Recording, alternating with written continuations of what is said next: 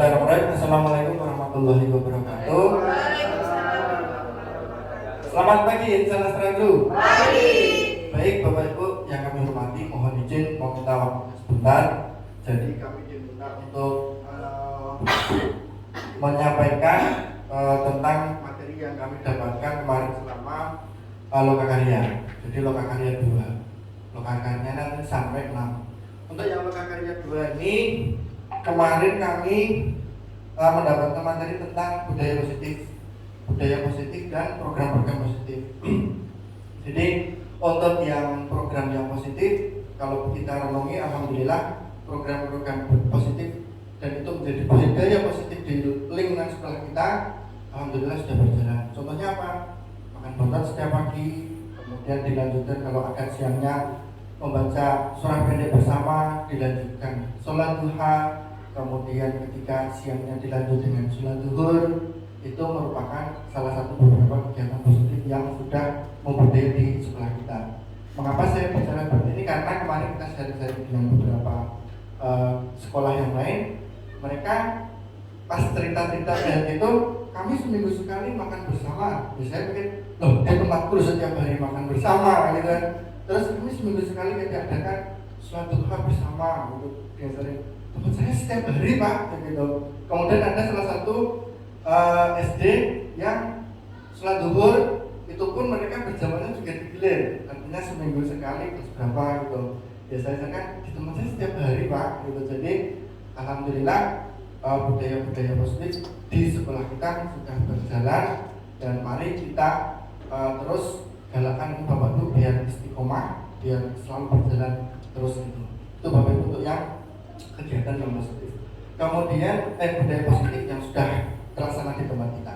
Kemudian nanti kita akan sharingkan tentang bagaimana kita menghadapi anak-anak kita istilahnya yang spesial gitu. Jadi kemarin yang ini sebenarnya lanjutan dari kemarin yang disampaikan Bu Mita itu. Bagaimana kita berkomunikasi dengan anak ketika menemukan sesuatu yang melanggar kesepakatan yang ada di kelas atau di sekolahan seperti itu. Nah,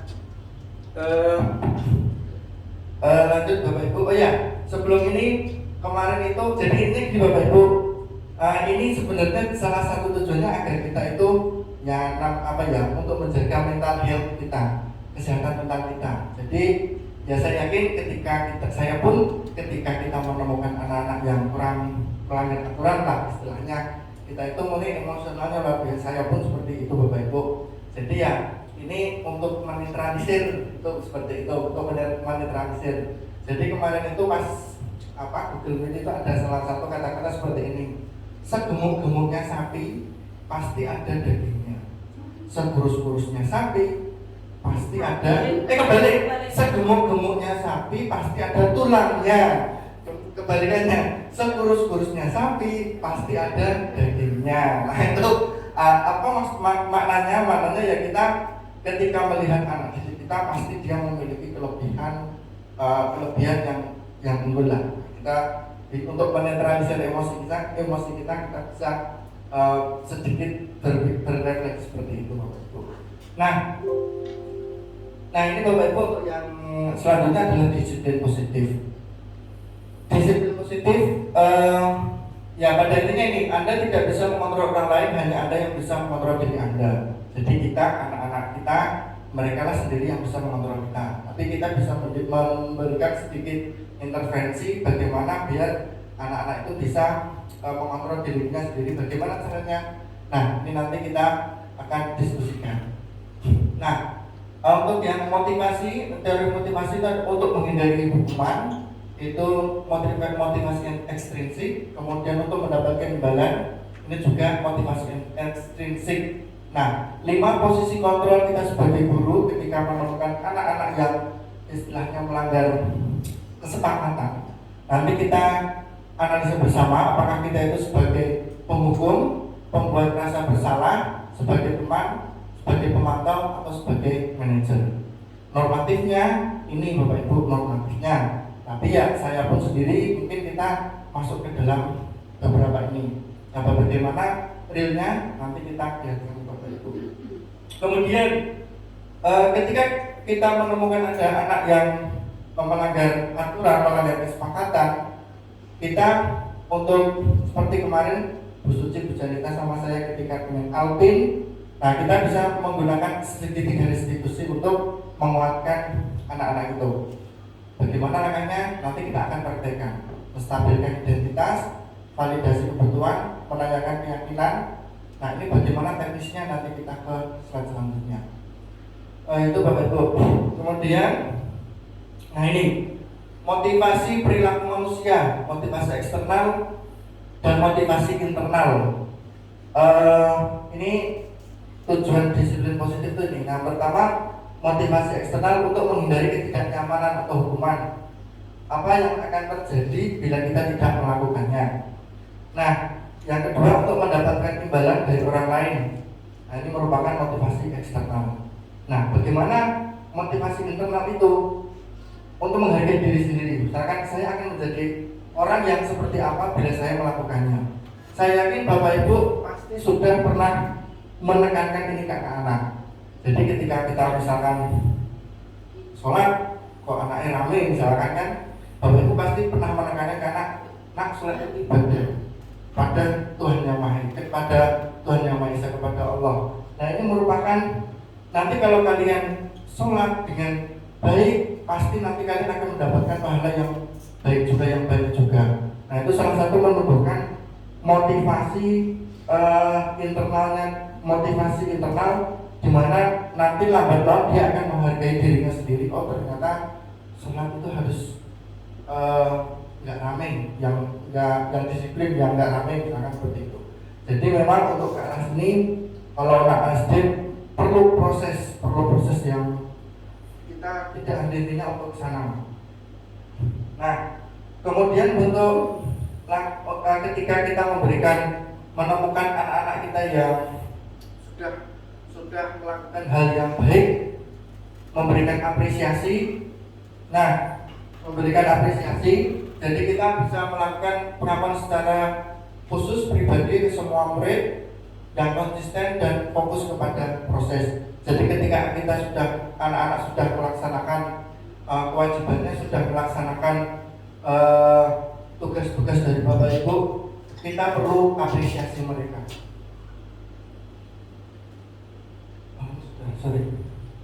Nah, ini contoh pengakuan apresiasi kebaikan kepada anak-anak kita. Misalkan kemarin saya perhatikan pembuka, nilai kebajikan dan situasinya.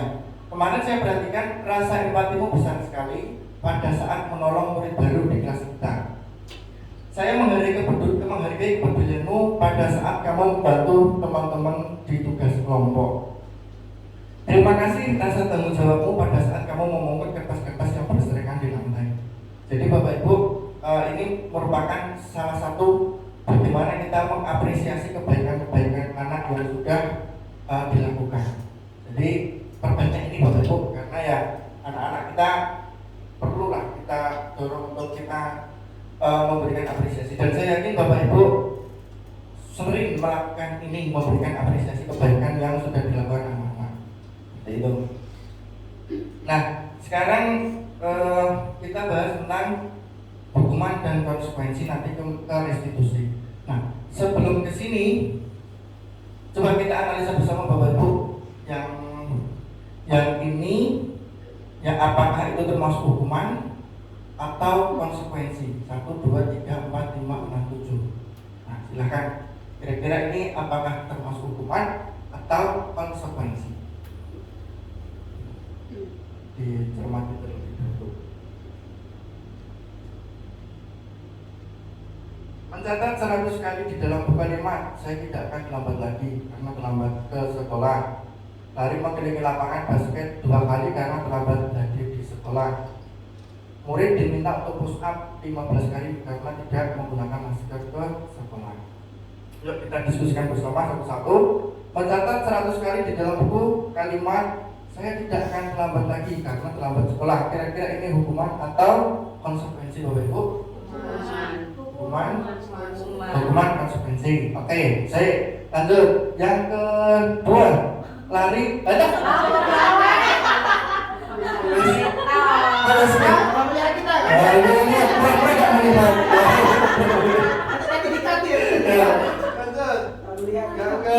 Iya, lari mengelilingi lapangan basket 2 kali karena terlambat berhenti di sekolah.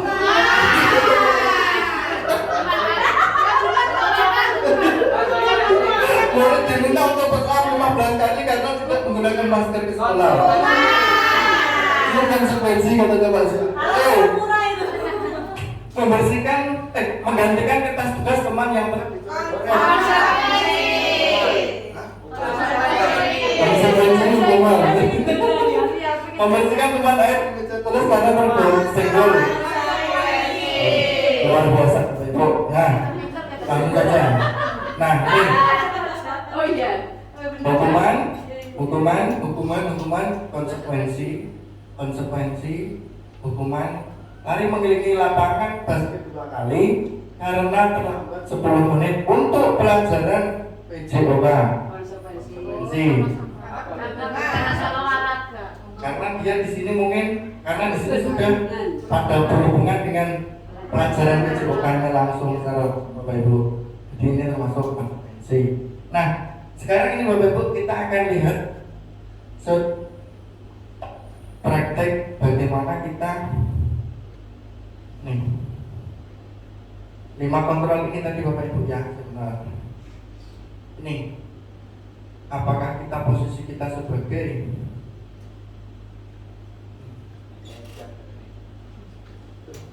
nah ini nanti kita analisa bersama yang sudah kita pernah lakukan. Saya pun pernah melakukan seperti itu Bapak Ibu.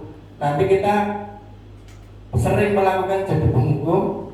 Apakah kita posisi kontrol kita apakah membuat rasa bersalah sebagai teman, sebagai pemantau, atau sebagai manajer. Nah, kita lihat bersama-sama. Ini case yang setiap hari ditemukan dan saya pun dulu juga pernah seperti itu. Nah, coba kita analisa bersama-sama Bapak Ibu.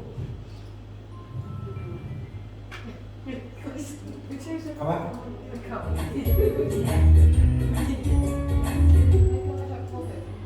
Salam bahagia Ibu dan Bapak Guru hebat. Dalam penerapan disiplin positif restitusi, salah satu program yang dikembangkan adalah 5 posisi kontrol. 5 posisi kontrol dalam restitusi adalah proses perjalanan seorang pendidik agar dapat mengenali dirinya. Pada video kali ini, kita akan membahas tentang 5 posisi kontrol yang dikembangkan oleh Diane Gosser dan contoh penerapannya.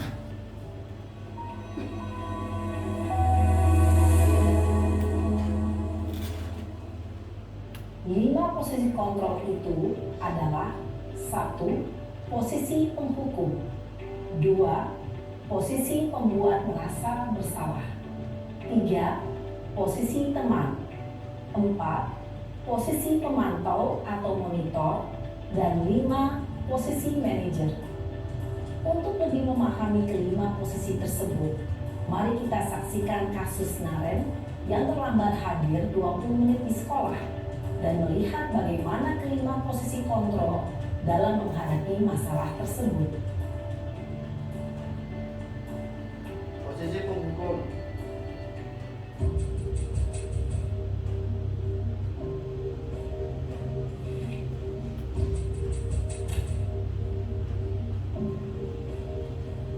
Naren, sini kamu. Selamat pagi, Bu.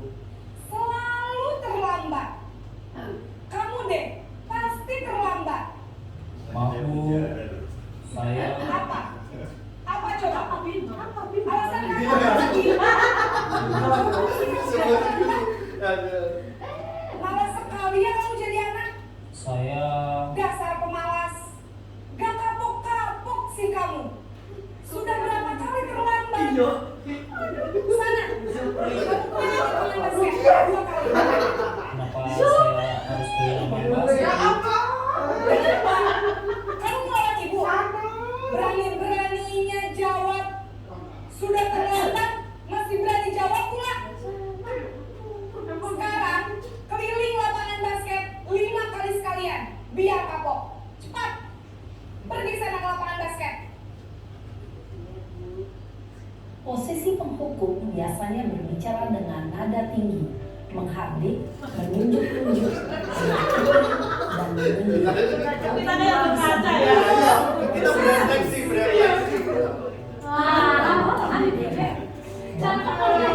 Ini dampaknya Bapak Ibu. Berada pada Dampaknya. posisi penghukum adalah murid cenderung akan memberontak, bahkan menyimpan dendam.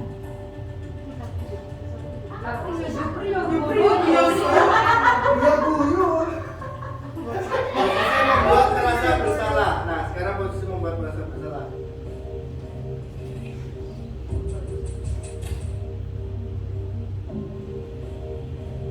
Naren,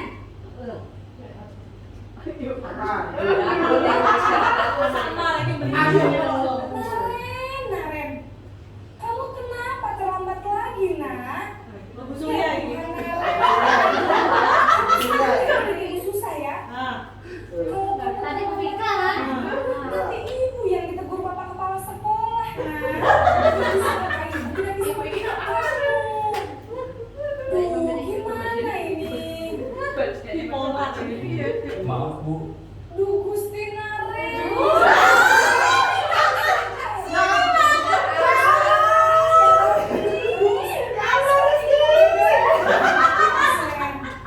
Nanti kalau kamu selesai itu kayak apa? Ibu harus apa coba? maaf Bu, maaf sekali. Ya sudah. Lagi ya, nak ya. Ibu tidak akan kuat lagi kalau kamu begini terus. Bisa jantungan kalau ibu ditegur. Maaf ya Bu, maaf sekali. Posisi pembuat rasa bersalah berbicara dengan nada tenang, cenderung lembut. Namun kata-kata yang diutarakan membuat murid merasa menjadi orang yang gagal, memandang buruk dirinya sendiri, merasa tidak berharga, dan tidak sanggup membahagiakan orang lain. Ketika guru mengambil posisi pembuat rasa bersalah, murid akan menganggap dirinya yang bersalah dan ia akan menyimpan emosi negatif tersebut di dalam dirinya. Posisi teman. Zun ini kata ini Zunnya nih. Naren,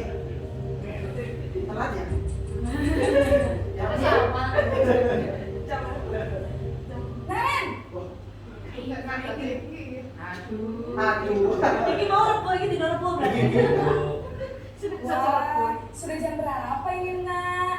Terlambat lagi ya, sayang. Ibu saya membangunkan saya Bu.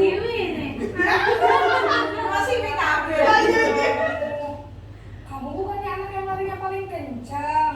Kok terlambat sih? Ya Allah Junet Pak. Iya Bu, saya mau bilangin tadi. Jadi, saya kejar Bu. Ya sudah sana. Nanti lain kali larinya lebih kencang lagi ya. Biar gak terlambat lagi. Bikin seneng ibu. Demi ibu. Wis.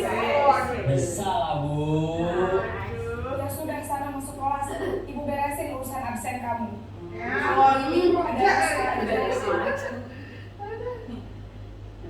Dalam posisi teman, guru berbicara dengan nada suara akrab, cenderung bersemangat untuk menjaga suasana tetap santai. Murid akan merasa senang, aman, dan akrab dengan guru. Identitas yang tercipta adalah identitas sukses atau berhasil. Namun, perlu diingat, karena ini masih dorongan eksternal, maka ada faktor ketergantungan dari murid kepada orang tertentu. Di sini guru absennya, sehingga di lain waktu murid bisa berperilaku baik, namun hanya kepada orang-orang tertentu saja. Ini kemes itu. Posisi pemantau. Cepu ini.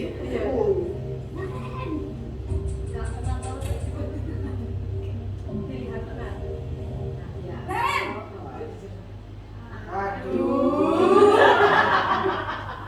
Selamat pagi Bu. Naren, apa peraturan sekolah kita tentang jam berapa kita harus masuk sekolah, nak?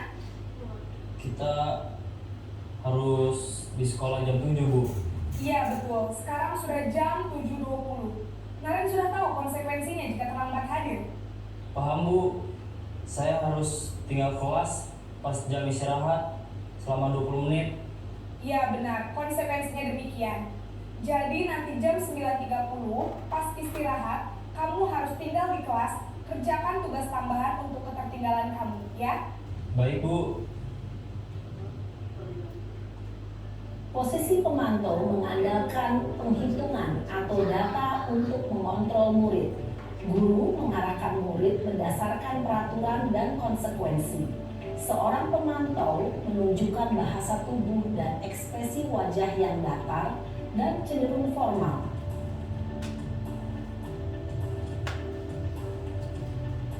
Posisi manajer terakhir. Kuning tenang gitu.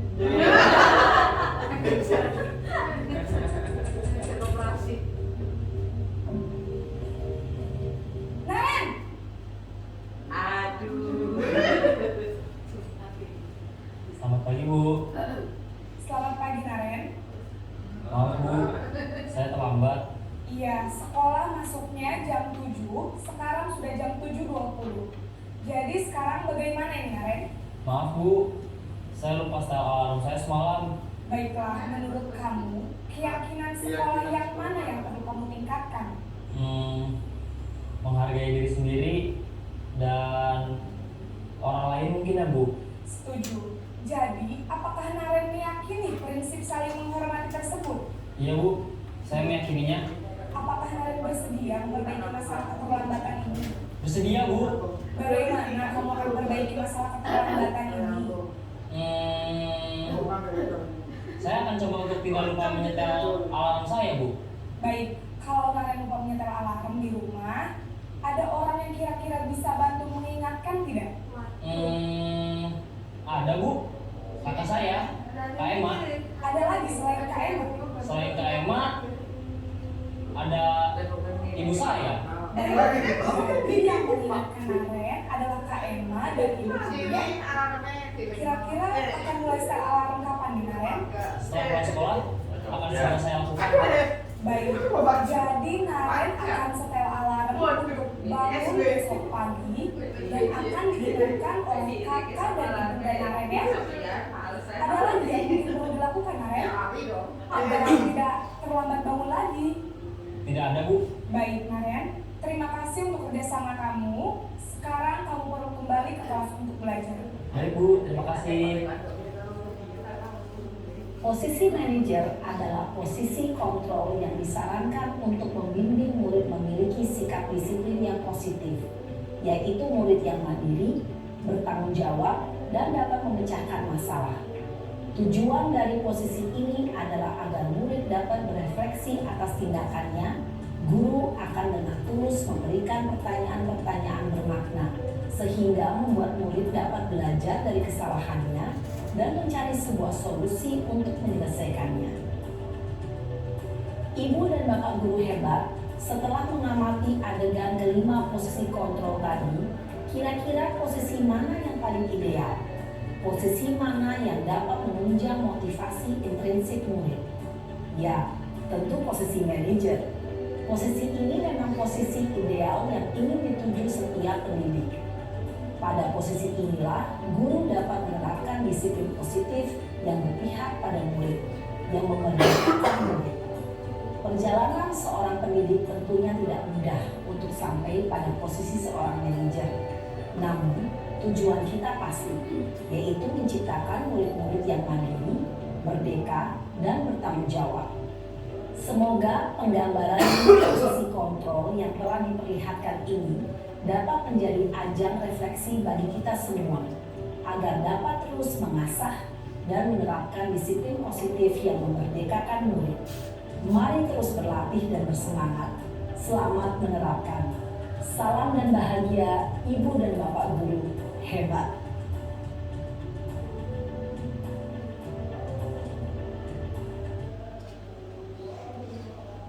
Nah, itu Bapak Ibu 5 posisi kontrol. 5 posisi kontrol kita sebagai guru mungkin tadi yang disampaikan yang idealnya mungkin manajer, tapi untuk mengarah ke sana memang perlu proses yang luar biasa. Saya pun juga seperti itu Bapak Ibu, pernah melakukan menjadi penghukum, membuat rasa bersalah, menjadi teman atau pemantau. Nah, mari kita ada sedikit gambaran seperti ini. Jadi harapannya arahnya kita menuju langkah ke yang pada posisi manajer Bapak Ibu. Itu harapannya seperti itu. Nah, kemudian kita langsung ke ini Bapak Ibu, restitusi. Nah, restitusi ini kalau dalam bahasa KBBI itu artinya ganti rugi. Ganti rugi kalau dalam bahasa pengadilannya ganti rugi. Tapi kalau dalam restitusi dalam pendidikan ini menciptakan kondisi bagi murid untuk memperbaiki kesalahannya mereka, sehingga mereka bisa kembali pada kelompok mereka dengan karakter yang lebih kuat. Nah, restitusi ini bisa kita lakukan ketika kita seperti kemarin si Alvin, kita dengan Bu Suci, restitusinya sudah dipraktekkan Bu Suci. Mungkin ketika Alvin ke kelas minta maaf semuanya dan anak-anak pada nangis semuanya, tapi tidak diulangi lagi gitu kan. Ya subhanallah, masya Allah itu, alhamdulillah. Nah itu salah satu proses restitusi yang sudah dilakukan Bu Suci. Itu Bapak Ibu untuk yang restitusi. Nah, ini untuk restitusi, segitiga restitusi ini yang kita akan praktekkan setelah ini. Jadi kita menstabilkan identitas. Ketika kita ini misalkan kita menemukan kasus yang melenceng dengan anak, misalkan kita coaching satu persatu seperti kemarin dengan Alvin, terus dengan Lucia seperti itu. Jadi untuk menstabilkan perasaan si anak ini, nah ini kita bisa mempraktekkan pakai segitiga restitusi, menstabilkan identitas. Jadi Bapak Ibu bisa bilang, setiap orang pasti pernah melakukan kesalahan. Kamu bukan satu-satunya yang pernah melakukan ini. Kemudian menanyakan keyakinan, nilai-nilai apa yang telah kita sepakati. Kamu ingin menjadi orang seperti apa? Atau kemarin saya pas praktek dengan si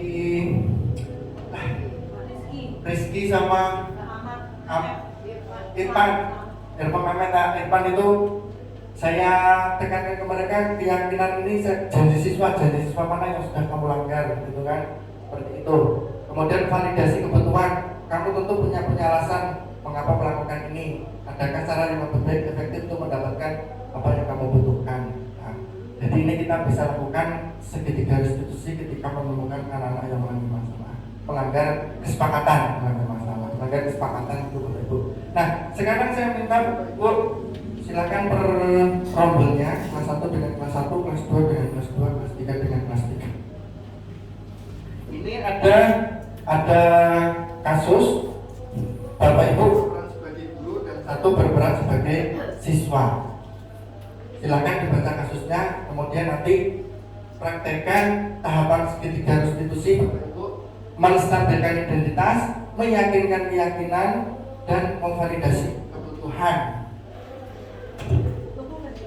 Situ dulu loh Bu Sur, cara murid. Silakan disepakati, silakan sendiri.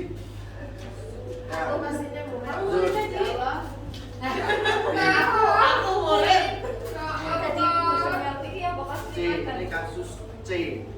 Nah, ini kasus C. Oke, oh kasus Di anu dulu. Skenario-nya itu. Di belakang itu. K, Kasus ini adalah kasusnya. B. Nah, Kayaknya Bu Sur, yang situ nggak kelihatan kameranya. Kira-kira. nah, silakan praktekkan.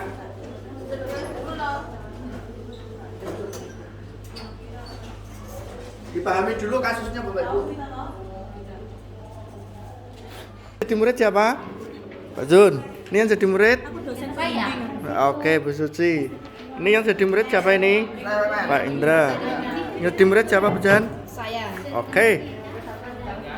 Ini yang jadi murid siapa? Saya. Oke. Silakan praktekkan menghadapi anak yang kasusnya di situ. Silakan Bapak Ibu.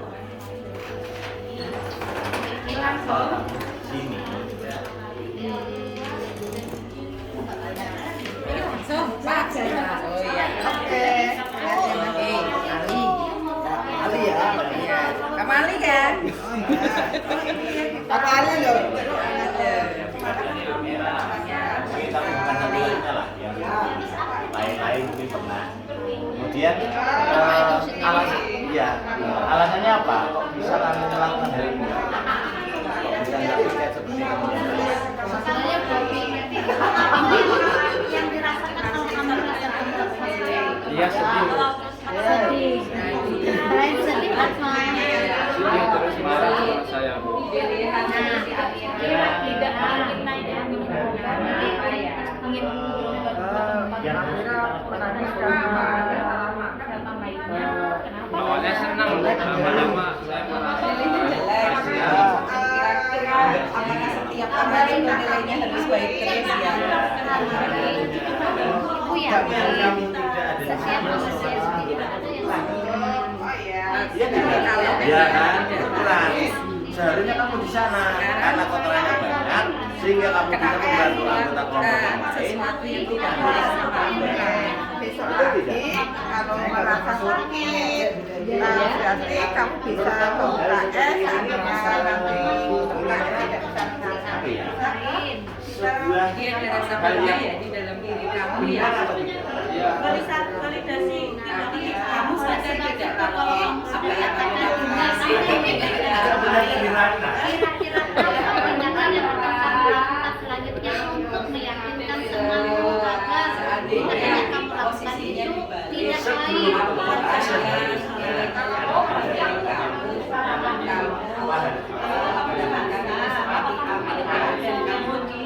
Perlakukan seperti ini sama Amira.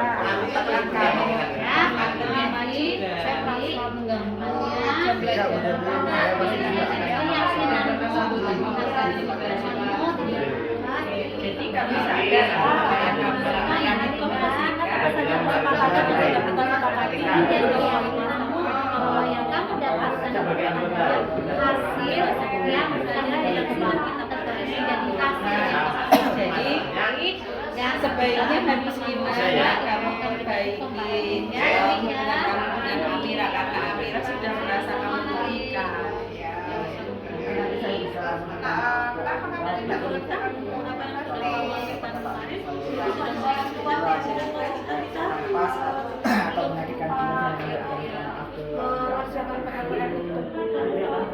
PR kan mantan pelajaran selain minta maaf seminggu sekali. Jadi apa yang kamu harus lakukan? Sebaiknya kamu bisa membantu bagus. Iya, itu malah lebih baik daripada kamu tadi malah mengejek Amira. Amira jadi sedih kan malah lebih baik kalau kamu ngajarin Amira. Gitu. Iya, terima kasih. Berarti setelah ini kamu harus bantu Amira meminta maaf dan tadi niat baik kamu untuk mengajari Amira itu harus dilakukan. Oke? Terima kasih. itu juga termasuk keyakinan kita bahwa kita saling membantu satu sama lain. Baik,